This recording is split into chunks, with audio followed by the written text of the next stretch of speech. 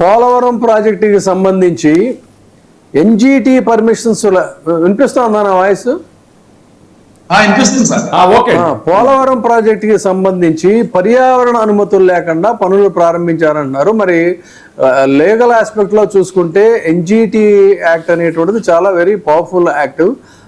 మరి ఆ violation of NGT అని అంటే దాని కాన్సిక్వెన్సెస్ ఎలా ఉంటాయి? ఇక్కడ చిన్న విషయం, అక్కడ పెద్దలందరికీ నమస్కారం అండి. ఇప్పుడు ఈ రాష్ట్ర ప్రభుత్వం చేపట్టే ప్రాజెక్టులు, వీళ్ళు ప్రాజెక్టు స్టార్ట్ చేసిన తర్వాత పర్మిషన్కి వెళ్తున్నాయి. ఇది చాలా విచిత్రమైన సిచ్యువేషన్ అండి. చాలా వ్యాలిడ్ పాయింట్ ఉంటుంది. పర్మిషన్ తీసుకొని ప్రాజెక్టులు స్టార్ట్ చేస్తారు ఎక్కడైనా కానీ. బట్ మన రాష్ట్రంలో ఏంటంటే ప్రాజెక్టులు స్టార్ట్ చేసిన తర్వాత మధ్యలో పర్మిషన్ తీసుకుంటూ పోతున్నారు. అంటే టేక్ ఇట్ గ్రాంటెడ్. పోలవరం ఒకటే కాదు సార్, అమరావతి కూడా సేమ్ ప్రాబ్లం. అమరావతిలో ఇలాంటి పెద్ద పెద్ద కన్స్ట్రక్షన్స్, కాంక్రీట్ కన్స్ట్రక్షన్స్ ఎలా చేయకూడదని శ్రీకృష్ణ కమిషన్ ఆల్రెడీ చెప్పింది. కానీ ఆ రిపోర్ట్ బుట్టలాగా చేస్తుంది రాష్ట్ర ప్రభుత్వం, దాన్ని అసలు పట్టించుకోలేదు. మరి శ్రీకృష్ణ కమిషన్ వేయటం ఎందుకు, దాని దగ్గర రిపోర్ట్ తీసుకోవటం ఎందుకు, దాన్ని వైలేట్ చేయటం ఎందుకు? ఇదంతా ఉద్దేశపూర్వకంగా జరుగుతుంది కదా. సో పోలవరం కూడా సేమ్ పరిస్థితి సార్. పోలవరంలో కూడా అక్కడ ఎక్కడ పర్మిషన్ ఎవరు? శ్రీకృష్ణ కమిటీ కాదండి, శివరామకృష్ణ. శ్రీకృష్ణ అంటే మన సమైక్య ఆంధ్రప్రదేశ్ అశోక్ గారు చిన్న సవరణ. ప్లీజ్ గో హెడ్ అండి. కరెక్షన్ అండి. ప్లీజ్ గో హెడ్ అండి. Please go ahead. మనకేమన్నా అమరావతికి ఆయన పర్మిషన్ ఉందా? దానికి ఏమన్నా అన్ని పర్మిషన్ తీసుకుని అమరావతి స్టార్ట్ చేయడం జరిగిందా? అట్లాంటిది ఏం లేదు కదండి. పైగా ఆ కమిషన్ మీరే నియమించారు. నియమించిన తర్వాత అది ఇచ్చిన రిపోర్ట్ ని దాన్ని ఫాలో అయ్యారు ఎవరన్నా? ఎవరు ఫాలో అవ్వలేదే. 3 పంటల పండే బండి ఇక్కడ అసలు వద్దు. ఇది ఇంకొకటి ఏంటంటే ఈ నేల పెద్ద పెద్ద భవనాలు కట్టడానికి ఇది కంఫర్టబుల్, ఆ సాయిల్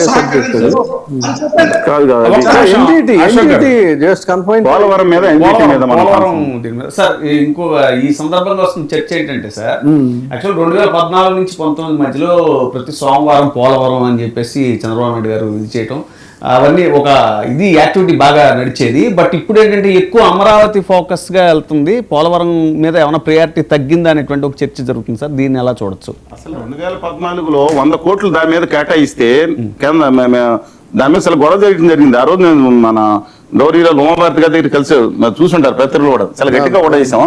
14లో అసలు ఆ ప్రాజెక్ట్ మెయిన్ డ్యామ్ ఒక్కొక్క రూపాయి ముందుకెళ్ళలేదు, 15 నెలలు లేదు. రిపీటింగ్ అగైన్ పాలవేడ ఖర్చు పెడతారు. కెనాల్లో ఏదండి మన పట్టిసీమ కెనాల్ కోసం పోలవరం కెనాల్ ని తవ్వి దాంట్లో చూపించారు. తప్పే అన్నాం, ఇట్స్ ఫైన్.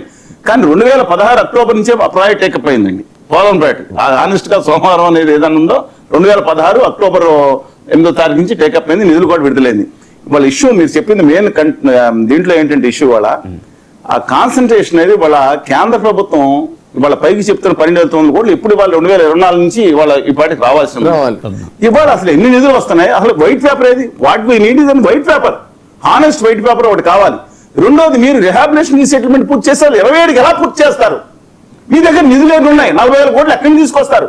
అలా కేంద్ర ప్రభుత్వం ఎక్కడి నుంచి వచ్చింది? ప్రజలు దాన్ని మేకప్ చేసి సున్నం కొడుతున్నారా? మేము పోలవరం ప్రాజెక్ట్ దాంట్లో ఇవ్వాలని దశాబ్దాల నుంచి ఉన్నాం. మరి రైట్ అనేది ఈ దేశానికి రైట్, రాష్ట్రానికి రైట్. సరే, అందుకని మనకంచెర్ల అదృష్టం కొద్దీ అది ఆగిపోయింది. సరే, సంవత్సరాల వరకు తీసుకెళ్ళడం మిగతా ఇబ్బంది లేదు కానీ చెప్తున్నాను. బట్ మెయిన్ వాళ్ళ నిధులు ఎక్కడి నుంచి వస్తున్నాయి? అసలు ఎంత వర్క్ సాగింది? మేము అడిగిన రిహాబిలేషన్, దీని మీద దాని మీద సమాధానం లేదు ఎన్నిసార్లు అడిగినా సరే. అది మెయిన్ వాళ్ళ ఎన్జిటి మీరు చెప్పిన రెండో విషయం ఏదైతే ఉందో ఇంపార్టెంట్. బట్ ఒక థింగ్ అండి, ఆ రోజు మీరు ఉండవల్లి గారిని కూడా అడగండి. ఆ రోజు మేము కొంత కన్సెషన్ లో ఉండగా కేంద్ర ప్రభుత్వం నుంచి అనుమతులు రాలేదు. కానీ ఆ రోజు రాజశేఖర్ వాట్ ఎవర్ మన నచ్చపోయినా కొంతమందికి ఇంకోళ్ళు ఇష్టపడిన రాజశేఖర రెడ్డి గారు ఏమన్నారు, ముందర అది ఆపేసి మనకున్న అనుమతులు కాలువలు మొదలు పెట్టండి అన్నారు.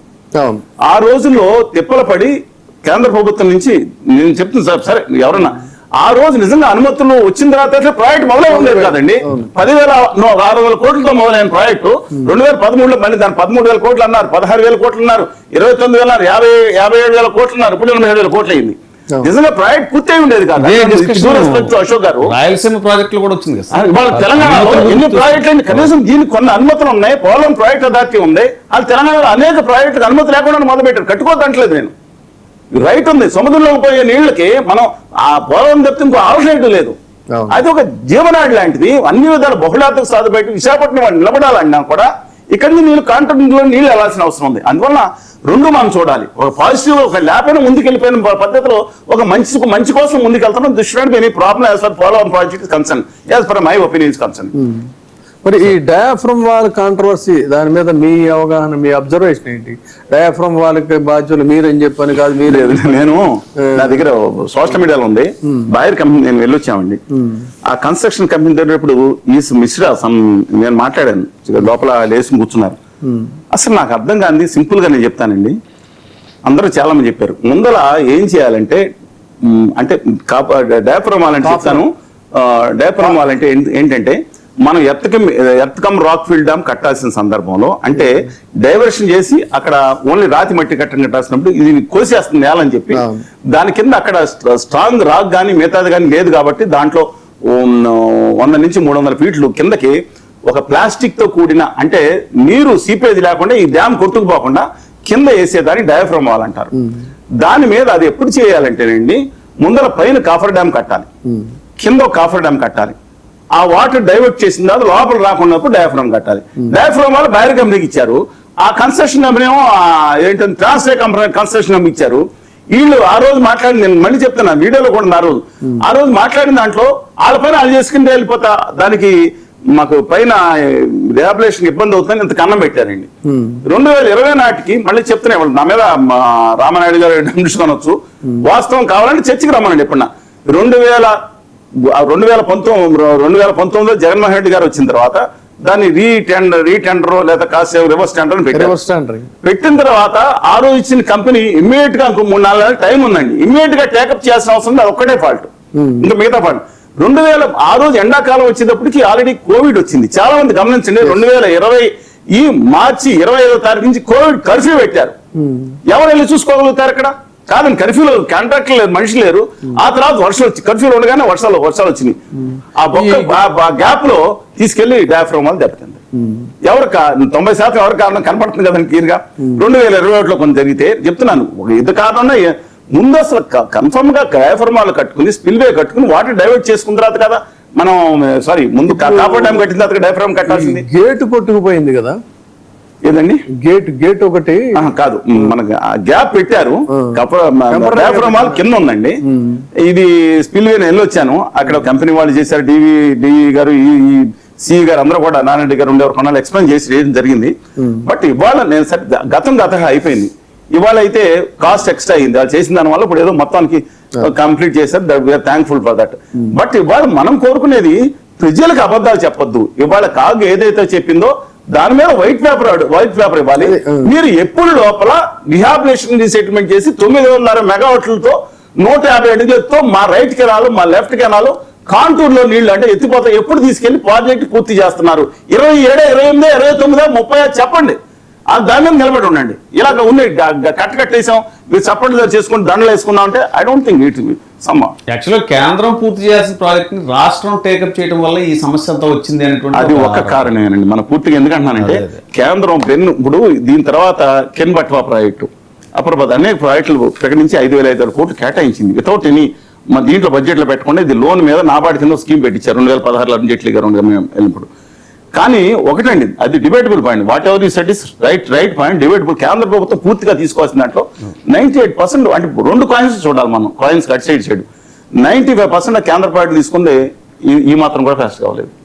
కానీ రాష్ట్ర ప్రభుత్వం దీంట్లో ఏం చేసింది? తన అస్మిదీయులకి తస్మిదీయులకి ఈ ప్రభుత్వాలు కూడా గత 12 సంవత్సరాల నుంచి ఒక ప్రభుత్వాన్ని తన అస్మిదీయులకు ఒకళ్ళకి తన తస్మిదీయులకు ఒకళ్ళు చూస్తా ఈ ఆటలో ఈ ప్రాజెక్ట్ డిలే అయిపోయింది. అంటే ఇక్కడ ఒక్కొక్క పాయింట్ పోలవరం ప్రాజెక్ట్ అనేది రాజశేఖర రెడ్డి గారు అంటే ఆయన ఈ జలయజ్ఞం కార్యక్రమాల్లో వేరియస్ ప్రాజెక్ట్స్ లో ఇది ఒక టాప్ ప్రయారిటీగా తీసుకొని మాక్సిమం దీన్ని మనం ఎక్స్పెడిట్ చేయాలి, దీన్ని అచీవ్ చేయాలి అనేటువంటి లక్ష్యంతో ఆ రోజున మనకి ఇక్కడ సరే చంద్రబాబు నాయుడు గారు నేనే కట్టాను ఇంటర్నేషనల్ ఎయిర్పోర్ట్ అంటారు, కానీ ఇక్కడ ఇంటర్నేషనల్ ఎయిర్పోర్ట్ని స్పీడప్ చేయడంలో కానీ ఆ ప్రాసెస్లోని మిగతా ప్రాజెక్టులు కానీ ముఖ్యంగా టాప్ ప్రయారిటీ ఆ రోజున తన ప్రభుత్వంలో దీనికి ఇచ్చినటువంటి పరిస్థితి.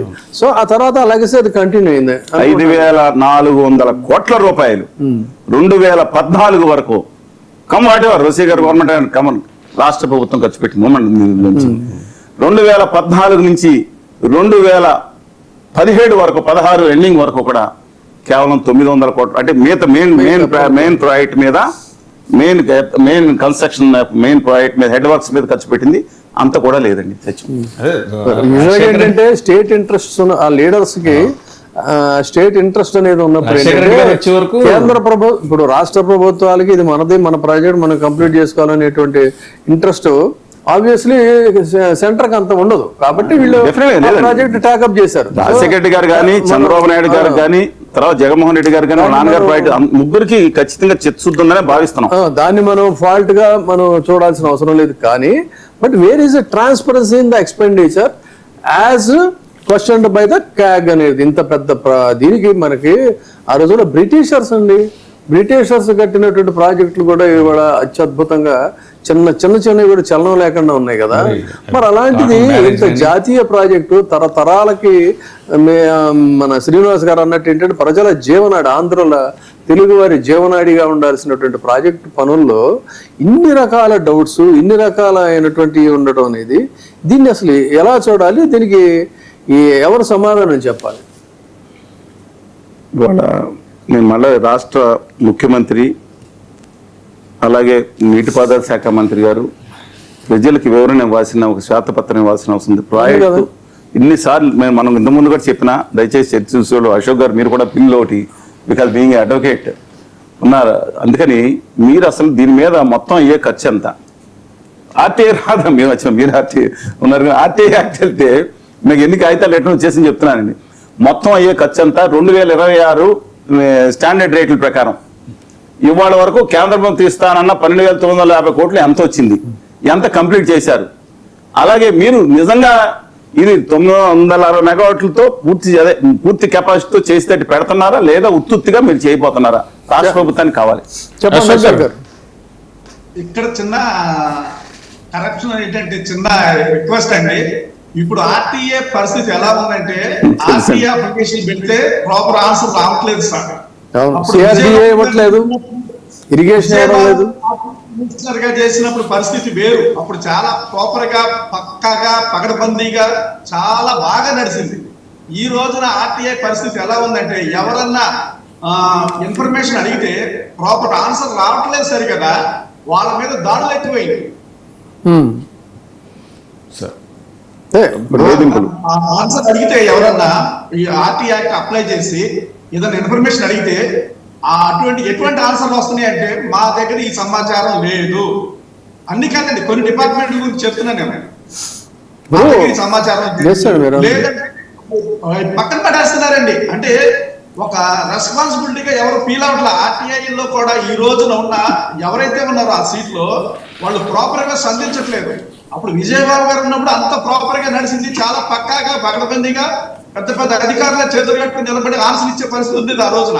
కాదని కేంద్రం నుంచి రాష్ట్రం వరకు కేంద్రంలో కూడా అలాగే అశోక్ గారు దారుణంగా తయారైంది. ఎంత దారుణంగా తయారైందంటే